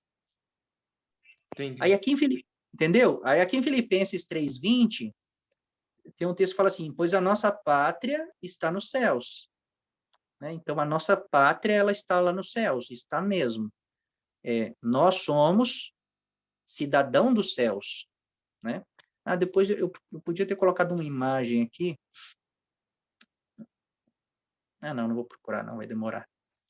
Nós somos cidadãos dos céus, porque o reino do céu ele está vindo. Existe uma ilha, eu vou só falar para os irmãos, existe uma ilha, chama Ilhas Malvinas, é perto da Argentina. Essa ilha, perto da Argentina, ela pertencia à Argentina, né? Mas a Inglaterra, que é lá no outro continente, é muito longe, a Inglaterra veio, o reino da Inglaterra veio e tomou a ilha. E agora essa ilha, depois os irmãos pesquisam, Ilhas Malvinas, ou Maldivas, acho que é Malvinas. Essa ilha, quem nasce nessa ilha agora é um cidadão da Inglaterra. A pátria deles é a Inglaterra. A pátria é inglesa. Mas eles não precisam ir para a Inglaterra para serem da pátria inglesa. Lá naquela ilha, naquele lugarzinho perto da Argentina, quem nasce ali é inglês, é cidadão da Inglaterra. Então, é a mesma coisa. A terra é o reino dos céus, é parte do reino dos céus, porque Deus fez e colocou o seu filho para reinar. mas ela foi tomada, né? E a Argentina tomou essa ilha uma vez, mas a Inglaterra veio e tomou de novo. Então, a terra é o reino dos céus, ela faz parte do reino dos céus. Foi tomado, foi perdido, mas o reino do céu ele vai voltar para tomar de volta. A terra vai voltar a ser parte do reino dos céus. Só que, né, Deus está juntando esse povo, esse corpo que vai governar, esse exército que vai vir para tomar novamente a terra. Então, a nossa pátria está nos céus, nós somos cidadão dos céus, cidadão do reino dos céus. Só que nós temos que nos manifestar em glória para que nós possamos repatriar novamente esse reino. E ele será novamente o reino dos céus, né? Então, olha esse texto aqui, ó. Pois a nossa pátria está nos céus. Né? Então, a nossa pátria está nos céus. O reino dos céus está lá, ele vai vir. Esse reino vai vir e vai nos repatriar novamente, mas ainda não aconteceu. E olha só a continuação do texto. Só interpretação de texto, irmão, só português aqui. De onde também aguardamos o Salvador.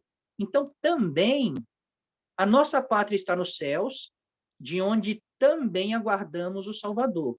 Então, quer dizer que o Salvador vai vir. E a pátria também vai vir. Né? Se também, nós também aguardamos o Salvador, nós estamos aguardando ele vir. Né? O Senhor Jesus Cristo. Então, quando que nós vamos ser repatriados novamente? Quando a nossa pátria vier, nós estamos aguardando, e ela vai vir com o rei, o Salvador. O rei vai vir repatriar. Então, a nossa pátria está no céu, de onde também aguardamos o Salvador. Então, Jesus vai vir, a pátria, quando ele vier, ele vai nos arrebatar até as nuvens, com o corpo glorificado, vamos se unir a ele como um grande exército e vamos tomar novamente a terra, e ela vai ser novamente parte do reino dos céus, e a vontade de Deus vai ser feita na terra como é no céu. Né? O qual transformará o nosso corpo de humilhação para ser igual ao corpo da sua glória. É o texto que eu citei, mas nem sabia que estava aqui. Então, quando nós formos transformados, essa pátria vai vir nós vamos ser revestidos de glória, revestidos do céu. Então, quando Jesus vier, quando ele voltar, a nossa pátria que está no céu também vai vir. E vai transformar o nosso corpo de humilhação para ser igual ao corpo da sua glória, igual ao corpo de Cristo, filhos de Deus. E a partir do momento que nós fomos revestidos de glória do reino dos céus, nós vamos estabelecer o reino dos céus na terra. E lá em Hebreus 13, 14, olha o que está escrito também. Ó. Na verdade, não temos aqui cidade permanente, mas buscamos a que há de vir. Ele está falando da Nova Jerusalém. É a cidade onde nós vamos morar eternamente. Né? E nós estamos aguardando ela vir. Ela vai vir depois do milênio. Nós vamos ser repatriados, glorificados, vamos tomar o reino, vamos começar a restaurar novamente a criação, o reino, tudo que Deus fez, vamos começar a restaurar como era no princípio quando Deus criou, e quando tiver tudo restaurado, aí a Bíblia diz que Deus vem com essa cidade, onde aí será o tabernáculo de Deus com os homens, ali é a grande casa onde Deus vai encontrar com seus filhos, né, para a eternidade, ali começa a eternidade. Tá bom, irmãos? Então, é só esses textos que eu queria mostrar para os irmãos, são alguns textos, né, que alguns irmãos perguntam, então eu já antecipei e já mostrei para os irmãos que a Bíblia ela não se contradiz. A Bíblia está dizendo, está contando uma história, é a história da redenção, não só dos homens, né, mas de toda a criação de Deus. Deus não fez nada, Deus não fez a sua criação para ser destruída. Na verdade, ele vai resgatar a sua criação. Né? Deus ele tem um propósito eterno que ele estabeleceu em Cristo Jesus. Então, ele estabeleceu um rei e um corpo, né? Um corpo governante, que é o corpo do Cristo. E eles vão reinar. Eles vão reestabelecer o reino de Deus na terra, e a vontade de Deus vai ser feita na terra como é no céu. Né? Se os irmãos tiverem alguma dúvida, vamos pode fazer as perguntas aí, se surgiu alguma dúvida ou algum acréscimo, tá, irmãos? Senão nós vamos encerrar. É 10 horas. Até que demorou, achei que ia ser mais rápido. Ó, eu tô Ficou claro, tranquilo. Bruno? Ficou claro, o Gustavo? Ficou. Ficou tranquilo para mim. Só que aí tem que somar esse estudo que nós fizemos hoje com o último, né? Que é do reino. É o propósito imutável de Deus, né? Aí o entendimento fica mais completo. Lá nós apresentamos um discernimento, né? Que não é nosso. Milhares de cristãos, de servos de Cristo, têm essa revelação, está sendo pregado, o evangelho do reino está sendo pregado, e então nós estamos apresentando esse discernimento que agora nós temos com toda as ferramentas que nós temos para nos aprofundar nas Escrituras, né? Então a nossa capacidade de discernir, de ter mais conhecimento, para que o Espírito dê mais discernimento, a nossa capacidade aumentou, né? Isso estava na Bíblia. Deus falou lá em Daniel que no fim dos tempos, né, o conhecimento ele se multiplicaria também. E as pessoas iam esquadrinhar, né, as escrituras e iam entender. Até o anjo fala para Daniel assim, Daniel fala assim, eu não entendi o que você está me falando. E o anjo fala assim, sela isso, porque não é para o seu tempo. Você não vai entender, não é o tempo de você entender. Isso é só para o tempo do fim. Então, no tempo do fim, as pessoas vão entender.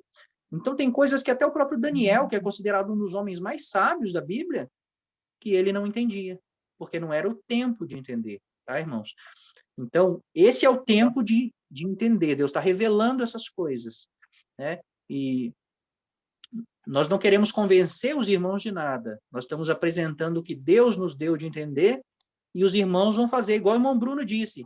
Sejam igual os bereanos. Abre a sua Bíblia, né, e confere tudo, e ora a Deus, e se for algo bom, se for realmente de Deus, a palavra de Deus, se é uma esperança viva, ela vai cair dentro do coração, né, uma semente, e com oração, com consagração, com leitura, ela vai amadurecer, e pode ser que os irmãos não entendam agora, mas quando crescer, irmãos, os irmãos vão entender, tá? E se os irmãos achar que nós entender diferente, né? E ler as escrituras e ver diferente e achar que nós estamos errados, os irmãos falam para nós, nós vamos tentar harmonizar os textos dos irmãos também, se nós não conseguir, nós vamos se render à verdade. E vamos voltar aqui, vamos gravar e vamos falar com os irmãos que nós estávamos ensinando errado. Né, Bruno? Irmão Jones. Assim, pode falar, irmão. Como se explica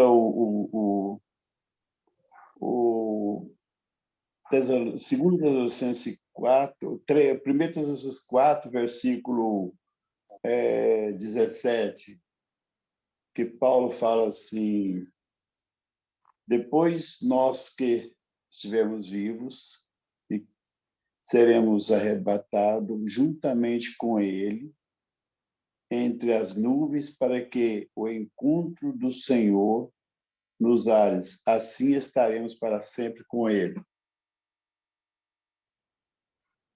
Sim, eu vou ler 1 Tessalonicenses 4, né, acerca da ressurreição e a vinda de Cristo. Isso, 17. Sim, o 17, né? É. Olha só, vou ler aqui vou ler o contexto.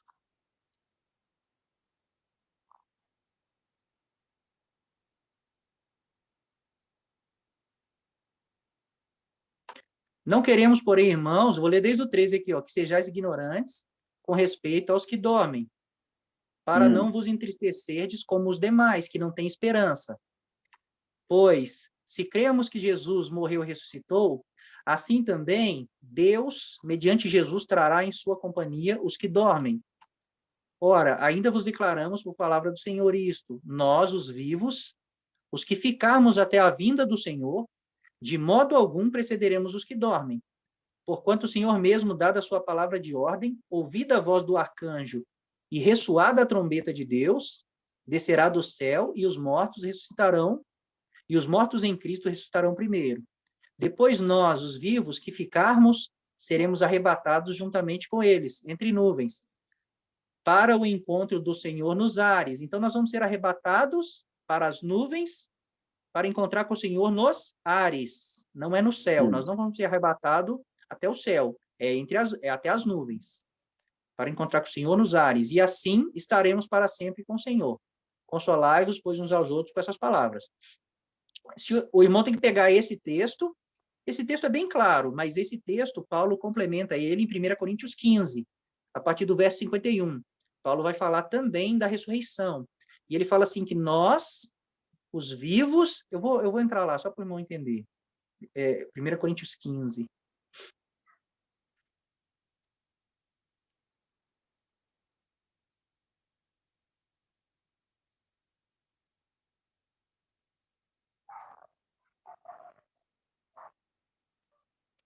Eis que, 51, eis que vos digo um mistério, nem todos dormiremos, mas transformados seremos todos. Então, quem não morrer, quem estiver vivo quando Jesus voltar, será transformado. E ele vai falar por quê. Aí ele fala assim, num momento, num abrir e fechar de olhos, ao ressoar da última trombeta. Então, o que vai acontecer num momento, num abrir e fechar de olhos? Não é o arrebatamento, é a transformação de quem estiver vivo. A trombeta soará, os mortos ressuscitarão incorruptíveis, ou seja, já com corpo glorificado, e nós seremos transformados.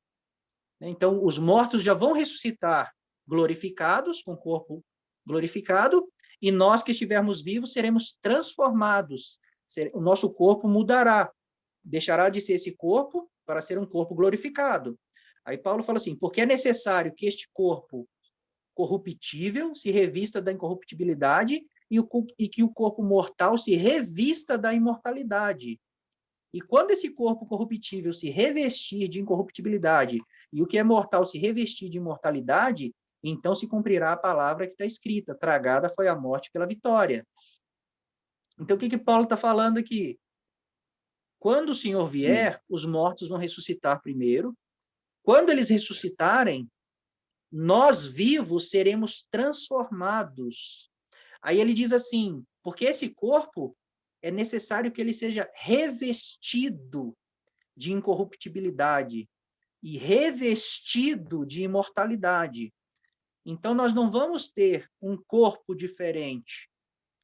Esse corpo vai ser revestido de glória. Ele vai ser revestido de céu. E aí o nosso corpo vai ser incorruptível, imortal e glorificado. Um corpo de glória. E lá em Tessalonicenses, Paulo fala, nós vamos ser arrebatados entre nuvens, né? E assim estaremos para sempre com ele.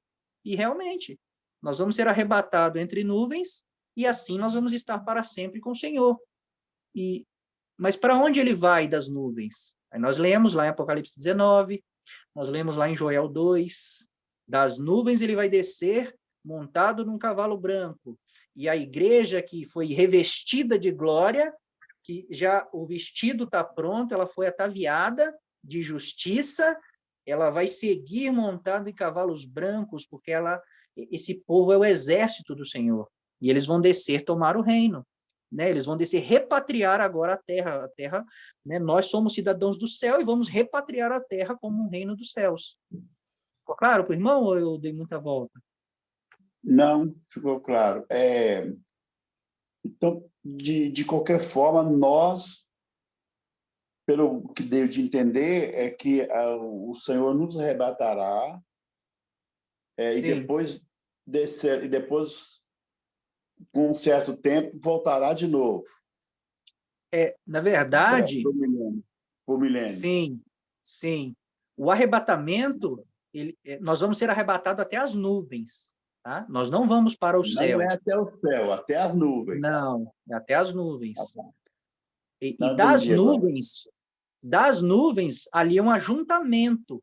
Enquanto Jesus está arrebatando os seus até as nuvens, Satanás, ele está reunindo também o povo, né, a besta, o anticristo, eles estão se reunindo para lutar contra esse povo que está se reunindo no céu, nas nuvens. Isso está lá em Apocalipse 17. Eles pelejarão contra o Cordeiro, né? O reino da besta vai lutar contra esse povo que está vindo. E o Cordeiro os vencerá e vencerão os que estão com ele, os eleitos e fiéis, ou seja, a igreja. A igreja desce para esse confronto contra o reino da besta, né? E nós vamos vencer, porque eles vão estar reinando nessa época. Eles vão ser o reino da terra. Nós vamos descer e vamos tomar o reino deles, né? Então, arrebatamento, e eu acredito, né? Aí tem que estudar as festas, 70 semanas, nós vamos fazer esse estudo. O Bruno vai fazer. Nós vamos entender que o arrebatamento nas nuvens dura mais ou menos uns 5 dias só. Nós vamos subir até as nuvens, uns 5 dias de uma reunião ali com o Senhor nas nuvens. E qualquer texto que os irmãos achem que fale que nós estamos no céu, eu mostro para os irmãos que nós não estamos. Tem um texto que fala assim que nós estamos... Eu vi, né, os salvos, os que foram salvos, que não adoraram a besta, nem a sua imagem, em pé diante do trono em um mar de vidro. Dá a impressão que eles estão lá no céu. Mas eu mostro para os irmãos que eles não estão. Eles estão nas nuvens.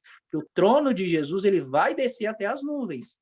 Tá? E diante do trono de Jesus tem um mar de vidro. Só que esse trono ele se move. Tem querubins que carregam ele. E esse trono ele já veio na terra em visões. E ele vai vir na terra para o milênio. Ezequiel vê esse trono chegando lá em Jerusalém, quando Jesus vai sentar no trono da sua glória, e ele diz lá em Mateus 25, quando eu vier assentar no trono da minha glória, reunirei todas as nações diante da minha presença e vou separar uns dos outros. Então, Ezequiel vê isso lá em Ezequiel 43, esse trono chegando, né? E esse mar de vidro que está diante do trono, ele tem querubins debaixo dele que carregam ele. Eles carregam ele para um lado e para o outro. Ele tem rodas. É como se fosse uma carruagem. Tá, irmãos? Então, nós vamos fazer um estudo sobre isso também. Vai mostrar o trono para os irmãos agora. Tem que mostrar. Deixar no suspense, deixar o mistério. Que a gente tem os slides, irmão, que dá para a gente ver visivelmente, né? Como que Ezequiel ele cita o trono com todas as referências. A gente foi construído, né, uma figura de como será o trono, né? A gente acredita que é assim, baseado no como ele é citado na Bíblia. E é lindo demais, irmão. É porque nós estamos só começando os estudos do reino, irmãos. Então, pode ser que alguma coisa fica difícil dos irmãos entender, mas com o tempo, nós vamos fazer um estudo de escatologia, os irmãos vão entender tudo o que vai acontecer, né? Até quando Jesus vir, depois que ele vem, tudo que acontece, a Bíblia conta tudo. A Bíblia conta a história toda. A gente não precisa ficar tentando adivinhar o que vai acontecer. A Bíblia já está contando o que vai acontecer, né? Então, isso que eu falei para os irmãos é um resumo, mas depois eu mostro os textos, tá, irmão? Eu mostro todos os textos que prova que a gente não vai ser arrebatado até os céus. Não tem isso na Bíblia. Sempre é arrebatado até as nuvens ou até os ares, tá? E fica bem claro depois, tá, para os irmãos, quando nós fizermos esse estudo, mas eu sei que tem muita dúvida, porque tem muito ensino que foi passado para os irmãos, né, sobre o fim, sobre arrebatamento, um arrebatamento secreto, que a igreja vai ser arrebatada para ficar lá no céu com o Senhor, e uns dizem que aí depois de 7 anos ela volta, não sei o quê. Então, é muito ensino diferente, e isso confunde a mente da gente. Então, nós estamos indo devagar com os irmãos, né? Porque quando a gente fechar todos os estudos, os irmãos vão ver que tudo faz sentido, tá? Tudo faz sentido. A Bíblia ela se harmoniza de Gênesis a Apocalipse. Não existe contradição na Bíblia.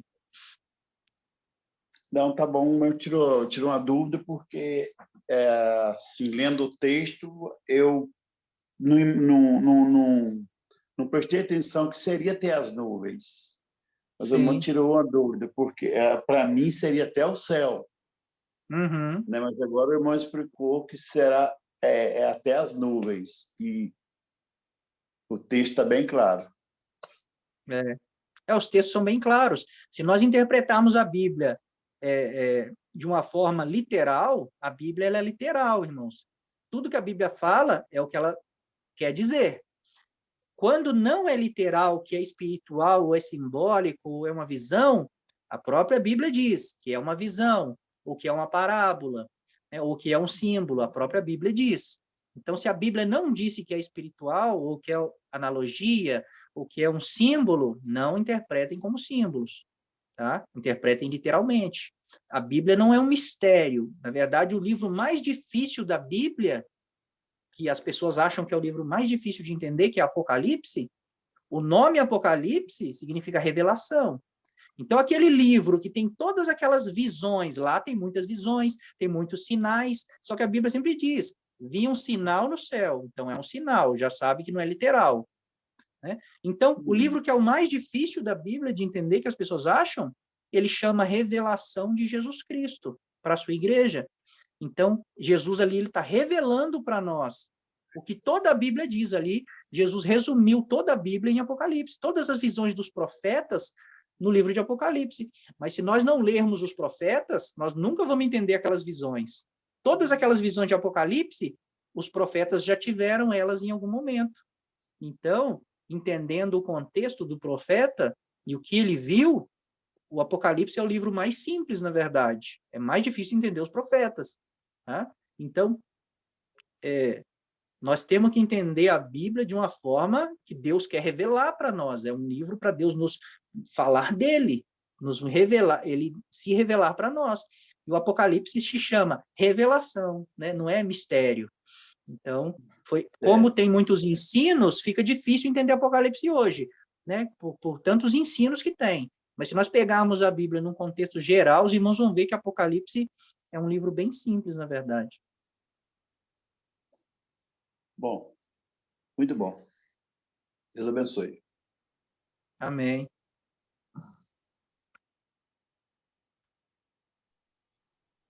Tá gravando, Johnny? Estou gravando ainda. Ah, não. Só para... Porque tem que colocar no grupo os irmãos que não puderam participar. Hoje Sim. foram só nós mesmos. Tá bom, os irmãos vai conseguir ver. Vê Vou depois. parar a gravação aqui, né? E acho que os irmãos não têm mais pergunta, né? Vou parar a gravação aqui, daí o Gustavo pergunta, que ele gosta de perguntar, e as perguntas dele é difícil. É difícil mesmo? Então tá bom.